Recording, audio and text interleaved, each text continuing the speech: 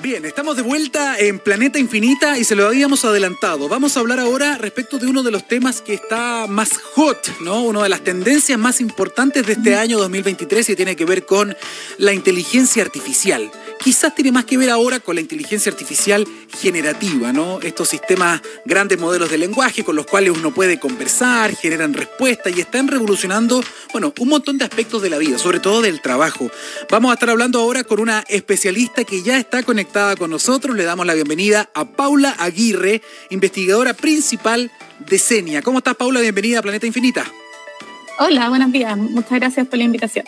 Gracias por estar acá. Paula, primero, ¿qué es lo que en esta, podríamos hablar, revolución o momento pivotal o hito de este 2023, qué es lo que a ti más te ha llamado la atención de esta irrupción, al menos a nivel de la opinión pública, de la inteligencia artificial?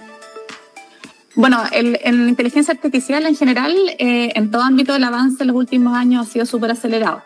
Pero sin duda yo creo que lo que en los últimos meses revolucionó un poco cómo la inteligencia artificial está siendo percibida por toda la sociedad es que a la inteligencia artificial generativa, que ha sido uno de los avances más notables en los últimos tiempos, se le agregó ahora esta interfaz, como por ejemplo el caso de ChatGPT y otros ejemplos también, que permiten que todas las personas, no solo los expertos, interactúen con la inteligencia artificial.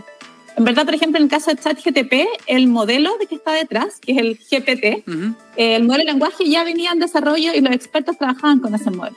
Pero agregarle esta interfaz de chat permitió que ahora todos podamos interactuar con ellos y eso ha permitido que toda la sociedad perciba los posibles efectos y avances de esta tecnología. Me tocó estar hace pocas semanas en Estados Unidos también en un evento en San Francisco y llama mucho la atención porque esta es una revolución que está llegando muy fuertemente al mundo del trabajo, al mundo de las compañías, de los desarrollos y por lo tanto el llamado que están haciendo después de un boom muy fuerte a comienzos de este año donde también surgieron voces que están muy preocupadas, ¿no?, del impacto que esto podría tener, del reemplazo a los seres humanos. Hoy día aparentemente esto, al menos desde la mano de las grandes empresas que lideran estos desarrollos, se está dando una forma distinta. La bajada ahora no es que la inteligencia artificial te vaya a reemplazar. Lo que eventualmente te puede reemplazar son las personas que manejen estas herramientas versus las que no. ¿Cuál es tu mirada al respecto? Bueno, la inteligencia artificial puede ayudar a los trabajos en todo ámbito de temas, desde lo más simple como escribir un mail hasta procesos súper complejos como, por ejemplo, automatizar completamente una producción. Y justamente la mirada es cómo aprovechamos eso para que la inteligencia artificial nos ayude a, ojalá, liberarnos de los trabajos que son súper automáticos y que a lo mejor no requieren que una persona esté ocupando toda su creatividad y tiempo en eso, sino que justamente eso se puede automatizar y las personas se dediquen a tomar las decisiones importantes, a aplicar el criterio humano y a justamente utilizar esos resultados de la inteligencia artificial para hacer su trabajo de mejor forma. No es que el trabajo desaparezca, sino que lo podamos hacer mejor aprovechando las facilidades que nos da la inteligencia artificial. Y en ese proceso a lo mejor hay algunas tareas y labores que van a tener que reconvertirse, como ha ocurrido muchas otras veces antes con otras tecnologías que también han impactado el mundo del trabajo. Y en general yo creo que hay una mirada incluso positiva. Por ejemplo, hace poco hubo una encuesta de la Asociación Chilena de Seguridad en alianza con Microsoft. Justamente les preguntaron tanto a los trabajadores como a los líderes de empresas en Chile cómo miraban esta transformación.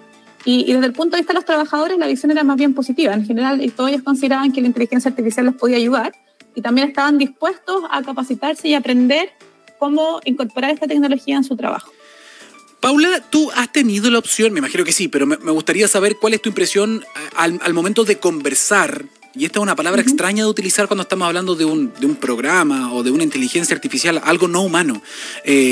Con ChatGPT, con alguna de sus versiones, o con Bard de Google, que también está en español y es muy, muy buena. Tú has podido conversar con ella e insisto en esto, es raro porque en el fondo te está respondiendo alguien o algo que no es humano y las respuestas son bastante interesantes por lo demás. ¿Has conversado? Sí, he conversado desde distintas miradas, tratando de conversar en temas como por diversión y también, por ejemplo, tratando de usarlo como asistente en mi trabajo, por ejemplo, para escribir artículos científicos. Y lo que uno encuentra es que ChatGPT da respuestas que pueden ser muy razonables, pero también hay que saber apreciar la calidad de las respuestas, porque muchas veces hay respuestas que suenan muy bien, pero si uno lo aplica o lo analiza con un criterio más experto, sobre todo en temas más técnicos, se da cuenta que es a veces como una combinación de palabras y términos que no siempre es totalmente coherente. Y acá depende mucho y hay que entender que en el fondo lo que está haciendo ChatGPT es responder en base a ejemplos que ha visto muchas veces y lo que hace es construir una respuesta más probable. Pero no es que esté pensando y razonando como lo haríamos nosotros para construir esa respuesta. Entonces, hay que probarlo. Es súper recomendable que todos jueguen y lo prueben y que puedan evaluar justamente con mirada crítica qué tan bueno o qué tan, a lo mejor, menos bueno es en distintos casos de uso. Pero puede ser de mucha ayuda en muchos contextos. Ahora, es muy importante lo que estás diciendo, porque la inteligencia artificial, al menos en estas últimas generaciones que han sacado los nuevos modelos, no es infalible. Es decir, se equivoca y se equivoca harto. Es más, la manera en que le llaman sus propios creadores, estuve hablando con Samuel Altman de OpenAI, y le dicen alucinaciones. La inteligencia artificial alucina, que es una forma elegante de decir chamulla a veces, ¿no? Exactamente. Y hay estos ejemplos emblemáticos de cómo, en el fondo, engañar a ChatGPT. Y hay ejemplos de cómo ChatGPT ha construido respuestas súper, digamos, convincentes sobre temas que no existen. Por ejemplo, hay un caso emblemático que le piden hacer una crítica a un festival que nunca existió, que fue un desastre. Y si uno le pregunta en forma inductiva, como decirle, hazme un comentario positivo de esto, de algo que a lo mejor fue súper negativo, ChatGPT va a hacer eso, va a hacer lo que le piden. Y puede llevar a respuestas y alucinaciones y a textos completamente erróneos. Por eso que volvemos al punto de que no es que vaya a reemplazar a las personas, es una herramienta que puede ser bien o mal utilizada, que puede ser útil o poco útil, y siempre hay que tener un cierto nivel de información y de mirada crítica y de análisis de lo que esas tecnologías entregan como respuesta. Bien, hablemos de la parte positiva, hablemos de esto bien utilizado. ¿Cómo la inteligencia artificial podría potenciar el desarrollo científico? Entiendo que podría ser una combinación interesante. Ya lo está impactando tremendamente. El desarrollo científico en ciertas disciplinas está siendo impulsado por conjuntos de datos que son gigantescos. Por ejemplo, en astronomía tenemos acceso a cantidades súper masivas de datos. Lo mismo ocurre, por ejemplo, en biología, donde la posibilidad de codificar códigos genéticos genera cantidades, digamos, tremendas de datos, que por supuesto son mucho más, digamos, posibles de analizar y de extraer información útil a partir de tecnologías de inteligencia artificial, ¿ya? De hecho, eso ya ha ocurrido. Por ejemplo, un caso icónico es lo que se ha logrado en términos de codificación de proteínas, que anteriormente se hacía por técnicas, digamos, de biotecnología, pero modelos de inteligencia artificial como AlphaFold han permitido que ya sea prácticamente un problema resuelto, ¿ya? Y en otras áreas de la ciencia, por ejemplo, en astronomía o en áreas, digamos, donde los avances podrían ser de tremendo impacto, como por ejemplo la posibilidad de lograr fusión nuclear para generación de energía nuclear limpia, también está avanzando en pasos agigantados gracias al uso de inteligencia artificial para analizar grandes cantidades de datos que humanamente no seríamos capaces de analizar si no fuera por estos modelos.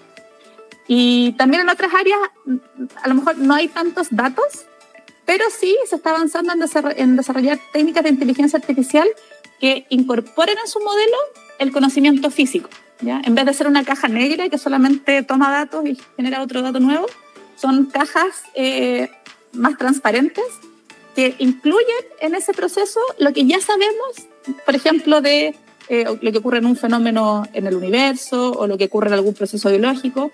Y al hacer esa combinación de el conocimiento científico previo con la capacidad de la inteligencia artificial, se logran resultados muchísimo más contundentes y más fáciles de aplicar en distintos ámbitos. A mí me llama mucho la atención el impacto, el salto cualitativo que están dando un montón de ramas del conocimiento y de la industria de la mano de la inteligencia artificial. O sea, el tema de ChatGPT o de estos modelos es solamente una pequeña parte del tema generativo, el poder conversar, pero hace mucho rato que la industria viene dando saltos. Por ejemplo, he visto cuestiones que tienen que ver, por ejemplo, con medicina, detección de cáncer de manera temprana con inteligencia artificial, detección de incendios, detección de supernovas, como tú dices, hasta hay quienes están fabricando traductores de animales o sistemas para poder conversar con los animales, todo esto en base a datos, a biblioteca de datos, ¿no?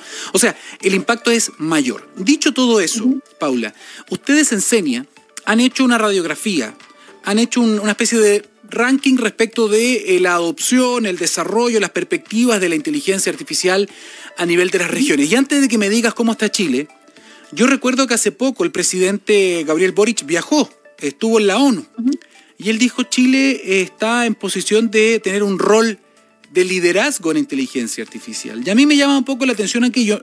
¿Eso tiene algún correlato en la realidad? ¿Qué dicen las cifras? ¿Qué dicen los datos? Y el mejor ranking es el que ustedes han diseñado hasta ahora. Por lo tanto, ¿cómo estamos a nivel aquí en la casa, aquí en el vecindario? Bueno, en nuestro vecindario estamos bastante bien. Primero hay que entender una realidad, que es que el desarrollo hasta ahora de la inteligencia artificial lo han liderado las grandes potencias mundiales, como Estados Unidos y gigantes asiáticos, y sobre todo las industrias tecnológicas de esos países. Ahora, dicho eso, si miramos nuestra realidad regional, podemos recurrir a este índice, que es el Índice Latinoamericano de Inteligencia Artificial, el ILIA, y que justamente lo que buscó es hacer un diagnóstico, porque lo primero es saber dónde estamos parados.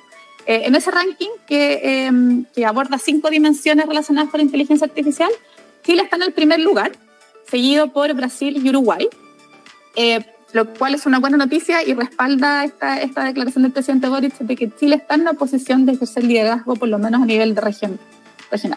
Pero también es importante de ese índice entender que ningún país está bien en todas las dimensiones posibles, ¿ya? Hay dimensiones relacionadas con infraestructura, con investigación, con capacidad humana, con, digamos, capital humano para la inteligencia artificial, con transferencia tecnológica y también con gobernanza, ¿ya? Y Chile en general está mejor en el promedio, pero no estamos mejor en todos los índices. En algunos índices, como por ejemplo lo que es transferencia tecnológica a la inteligencia artificial, estamos más bien bajos, y por ejemplo Uruguay está muy arriba. Entonces, lo importante acá es que Chile está en una buena posición y hay aprendizajes que ofrecer a otros países de Latinoamérica, y también hay cosas que podemos aprender de otros países. Por lo tanto, la oportunidad sobre todo de colaborar y de lograr que en conjunto podamos aportar no solamente a ser usuarios de inteligencia artificial, sino que desde Latinoamérica también se pueda desarrollar inteligencia artificial. Y hay mucho que se puede hacer ahí, por ejemplo, en términos, por ejemplo, si volvemos a ChatGPT, cómo mejoramos esos modelos en idioma español, que es un tema no menor, porque si lo desarrollan países de habla inglesa, los modelos a lo mejor no van a ser tan confiables y tan precisos para otros idiomas, y nosotros tenemos mucho que enriquecer desde esa perspectiva. Es un buen punto, porque muchos de estos modelos lo que hacen finalmente es que han sido entrenados con un mayor volumen de datos o de textos en inglés. Y por lo tanto, después cuando tú les preguntas algo en español, buscan la respuesta en inglés y luego la traducen y luego te la entregan. Entonces, claro, sería interesante también darle un mayor barniz, ¿no? Mayor volumen de datos en español. Eso sería interesante. Y eso aplica también, por ejemplo, en términos científicos, si pensamos en ciencia que se puede hacer, por ejemplo, con datos de la Amazonía, o con sistemas biológicos, sistemas físicos que solo están presentes en Latinoamérica. Todo eso es información que puede enriquecer el desarrollo de inteligencia artificial en ámbitos muy diversos. Ahora, Chile es un terreno fértil para esto. ¿Por qué? Porque nosotros, aquí en el vecindario de nuevo, en términos, por ejemplo, de carretera de conexión, de infraestructura, de velocidades de internet, que son algunos variables que facilitan evidentemente el desarrollo de estas cosas, de inteligencia artificial, estamos muy adelante en el vecindario. Por lo tanto, aquí hay una condición interesante para hubs de emprendimiento, de startup, de desarrollo de este tipo de soluciones, ¿no? Sí, de hecho Chile es una de las dimensiones que destacas en infraestructura, y justamente es por la conectividad. Estamos un poco bajos en capacidad de cómputo, que es la posibilidad de tener grandes computadores para entrenar, por ejemplo, modelos de inteligencia artificial. Y también en data centers. Por ejemplo, Uruguay, en términos de centros de datos, destaca dentro de la región. Paula, entonces, en general estamos bien, pero siempre hay pequeños espacios donde podemos seguir avanzando. Qué interesante eso, la capacidad de cómputo. ¿Estás hablando de cómputo físico o estás hablando de cómputo en la nube, o de ambas? Ambas. Físico en particular estamos bastante bajos, y esto es porque para desarrollo de modelos de inteligencia artificial o para entrenamiento de modelos se requiere un tipo específico de infraestructura, que son los que se llaman GPUs, o unidades computacionales gráficas, que es un poco distinto a los grandes computadores más tradicionales. Y aquí Chile está más bien bajo, y se está trabajando de distintas iniciativas de la universidad y también a través de fondos públicos para empezar a construir una red nacional de computación de alto rendimiento específicamente para inteligencia artificial. Mira, interesante tema que podríamos después también hablar más adelante, el supercómputo, porque entiendo que Chile, por ejemplo, tiene el CMM, ahí está el Guacolda, el Eftrarum, sí, que se utiliza a nivel universitario, y de hecho ellos mismos están ahora en una campaña para tratar de conseguir los recursos para poder adquirir más capacidad, por ejemplo, de cómputo para los investigadores e investigadoras chilenos y chilenas. Por lo tanto, ahí hay una súper buena oportunidad también, o una nueva razón para conseguir estos recursos. Por supuesto, y esto tiene que ser un esfuerzo conjunto. O sea, acá el Laboratorio Nacional de Supercómputo, que es lo que está ahí albergado en el CMM, es un jugador clave. Y la realidad es que por la realidad económica de Chile y por el valor de este tipo de infraestructura, la única forma de lograrlo es con un esfuerzo en fondo nacional, que permita tener redes, ojalá distribuidas también por regiones, para que el acceso no esté centralizado en Santiago, sino que también, aprovechando nuestra buena conectividad, podamos también tener capacidades que estén distribuidas a nivel regional. Esos serían recursos bien utilizados. Paula Aguirre, investigadora principal de CENIA, muchísimas gracias por esta entrevista con Planeta Infinita. Que esté muy bien. Muchas gracias a ti, buenas tardes. Cuídate, chao, chao.